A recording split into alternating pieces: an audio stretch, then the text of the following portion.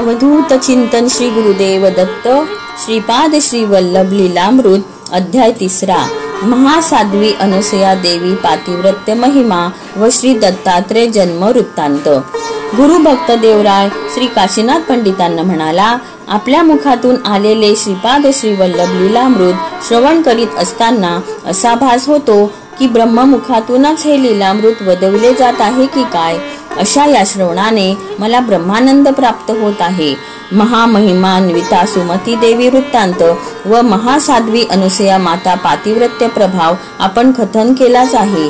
आपण माझ्यावर कृपा करून श्री दत्तात्रयांचे अवतरण व त्यांच्या विषयीचा वृत्तांत सांगावा। श्री काशीनाथ पंडितांनी वृत्तांत सांगण्यास सुरुवात केली। एकेकाळी त्रिलोकात संचार करणाऱ्या नारद मुनींनी परीक्षार्थ लोहाचे चणे घेऊन अनुसया मातेकडे गेले व म्हणाले, माते, मला खूप भूक लागली आहे, हे लोहचणे शिजवून खाण्यायोग्य करून द्यावेत। अनुसया मातेने लोहचणे एका पात्रात घालून पाणी टाकून चुलीवर शिजवण्यास ठेवले व डोळे मिटून अग्निदेवाला प्रार्थना केली, हे परमपवित्र अग्निदेवता, पती सेवेशिवाय मला दुसरे काहीही माहित नाही आणि तोच फक्त माझा धर्म आहे। जर माझे पातिव्रत्य खरे असेल व पती सेवेशिवाय खरेच मला काहीच माहित नसेल तर लोहाचे चणे शिजवून नारद मुनींना खाण्यायोग्य करा। थोड्या वेळातच खरोखर लोहाचे चणे खाण्यायोग्य झाले। ते चणे अनुसया मातेने नारद मुनींना दिले। नारद मुनी चणे खात खात ब्रह्मलोक, विष्णुलोक व कैलास लोकात गेले। तेथे जाऊन माता सरस्वती, माता लक्ष्मी व माता पार्वती यांना अनुसया मातेच्या पातिव्रत्याबद्दल घडलेली घटना सांगून तिची प्रशंसा केली। या तीनही मातांनी त्रिमूर्तींना विनंती केली की त्यांनी जाऊन अनुसया मातेची खरी परीक्षा घ्यावी। अनुसया मातेच्या पातिव्रत्याची ख्याती ऐकून स्वतःची खात्री करून घेण्यासाठी ब्रह्मा, विष्णू, महेश संन्याशाचे रूप धारण करून अत्रि महर्षींच्या अनुपस्थित अनुसया मातेला भिक्षा मागण्यासाठी आले। घरी आलेल्या अतिथीला रिकाम्या हाताने परत पाठवणे बरोबर नाही असा विचार करून तिने त्या तिन्ही संन्याशांना विनंती केली की माझा पती घरी येईपर्यंत आत येऊन बसा व विश्रांती घ्या। तेव्हा ते संन्यासी म्हणाले, आम्ही खूप वेळेपासून भुकेलेले आहोत व तुझा पती परत येईपर्यंत आम्ही वाट पाहू शकत नाही। जर तू तुझा पती येण्याच्या आत आम्हाला भिक्षा दिली नाहीस तर आम्ही उपाशीच परत जाऊ। अनुसया मातेने खिन्न होऊन भिक्षा देण्याची सर्व तयारी करून संन्याशांना भिक्षा स्वीकारण्याची प्रार्थना केली। तेव्हा ते संन्यासी म्हणाले, भिक्षा घेण्याचे आमचे काही नियम आहेत, त्या नियमांचा भंग न करता तू जर आम्हास भिक्षा देणार असशील तरच ती आम्ही स्वीकारू, अन्यथा तसेच परत जाऊ।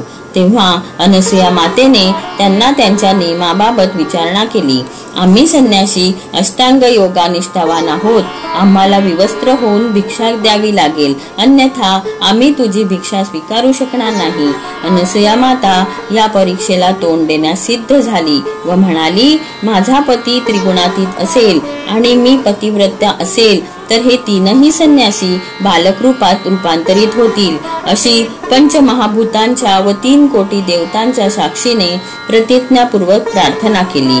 या जगामध्ये पतिव्रतेची प्रतिज्ञा खरी होती, त्यामुळे ब्रह्मा, विष्णू, महेश्वर तान्ह्या बाळाच्या रूपात रूपांतरित झाले व अनुसया माता त्या तिन्ही बालकांना वात्सल्य भावाने मांडीवर घेऊन स्तनपान करू लागली। जगत सृष्टी निर्माण करून थकलेला ब्रह्मा, चतुर्दश भवन पालन करताना थकलेला विष्णू व सर्व लोकांचे शुभ करण्यासाठी शुभचिंतककारक शंकर अनुसया मातेच्या अमृत समान स्तनपाण्याने तृप्त होऊन आनंदित व उल्हसित झाले।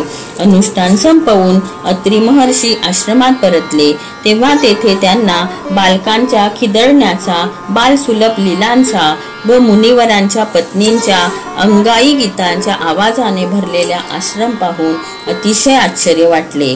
महर्षींनी अनुसया मातेला विचारून हे 3 अतिसुंदर बालक कोण व कसे आले याविषयी माहिती करून घेतली व तेही त्यांच्यात रममाण झाले।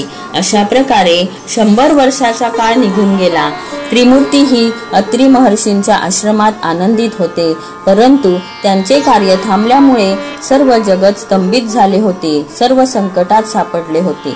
अहंकार रहित झालेल्या सरस्वती, लक्ष्मी व पार्वती या तिघींना आपली झालेली चूक लक्षात आली व अति लीन होऊन अनुसया मातेचा पदस्पर्श करून तिघींनी आपल्या पतीची अनुसया मातेकडे भिक्षा रूपात मागणी केली. आम्ही केलेल्या अहंकाराबद्दल आपण आम्हास क्षमा करावी अशी तिघींनी अनुसया मातेला विनंती केली. परमदयाळू अनुसया मातेने त्या तिघींवर प्रसन्न होऊन त्रिमूर्तींनी आपले पूर्वरूप धारण करावे असे त्यांना वरदान दिले. पूर्वरूपात आलेले त्रिमूर्ती अत्रि महर्षी व अनुसया मातेच्या प्राप्त झालेल्या प्रेमाने संतुष्ट होऊन म्हणाले, आम्ही आपल्या घरात दत्तक पुत्राच्या रूपाने अवतरलो. आम्हास खूप आनंद वाटला. अंशरूपाने आम्ही तिघेही तुमच्या पोटी जन्म घेऊ. एकदा ऋतुस्त्रात अनुसया मातेला पाहून अत्रि महर्षी मोहित झाले. त्यामुळे त्यांचे वीर्यस्खलन झाले. ते वीर्य जमिनीवर पडून नष्ट होऊ नये म्हणून वायुदेवतेने आपल्या प्रभावाने त्याला आकाशात नेले.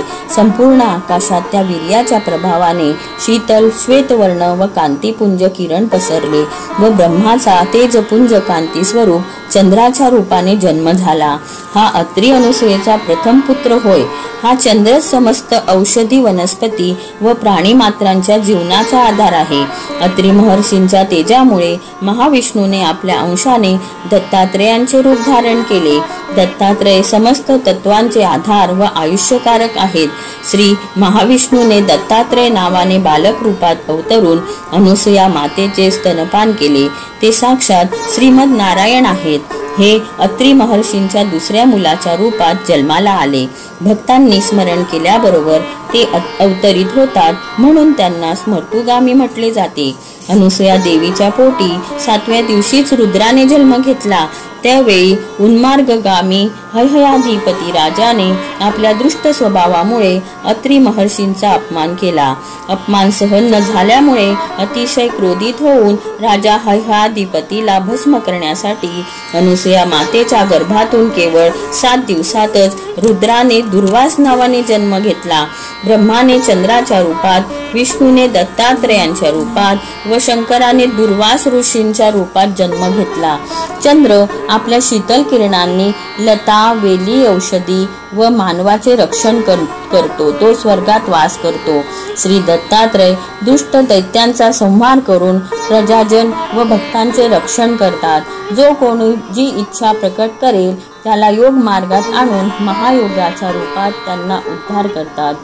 दुर्वास ऋषीने ज्यांनी त्यांचा अपमान केला त्यांचा मनोवाक्काय दृष्टीने संहार केला व जगामध्ये शांतता निर्माण केली.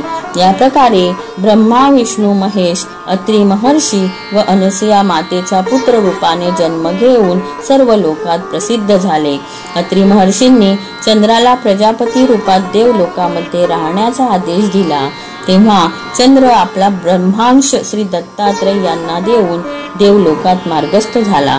दुर्वास महर्षी आपल्या रुद्राशाला श्री दत्तात्रेयांमध्ये निक्षिप्त करून तप करण्यास तपोवनामध्ये निघून गेले. भक्तांनी आपले लौकिक जगत सोडून संपूर्ण शरणागती पत्करली तर त्यांना सर्वाभीष्ट प्राप्त होईल. भक्तवत्सल स्मर्तुगामी श्री दत्त भगवान जगद्गुरु, आदिगुरु इत्यादी नावाने लोकात प्रसिद्ध झाले. त्रिमूर्ती स्वरूप श्री दत्त भगवानांच्या अनुग्रहाने कृतवीर्य महाराजांना कार्तवीर्यार्जुन नावाच्या पुत्राची प्राप्ती झाली. त्याने श्री दत्तात्रेयांच्या अनुग्रहामुळे 80,000 वर्षापर्यंत एक छत्री राज्य केले असे श्री काशीनाथ पंडितांनी देवरायला कथन केले. या अध्यायाचे भक्तिपूर्वक पारायण वा श्रद्धापूर्वक श्रवण करणाऱ्याला श्रीपादांच्या अनुग्रहाने संतान प्राप्ती होईल. श्रीपाद श्री वल्लभ लीलामृतातील 3य श्रीपादजींच्या दिव्य महिमांतर्गत महासाध्वी अनुसया देवीचा पातिव्रत्य प्रभाव व श्री दत्तात्रेयांचा शुभ जन्म वृत्तांत संपूर्णम. श्रीपाद राजम शरणम प्रपद्ये. दिगंबरा दिगंबरा श्रीपाद वल्लभ दिगंबरा.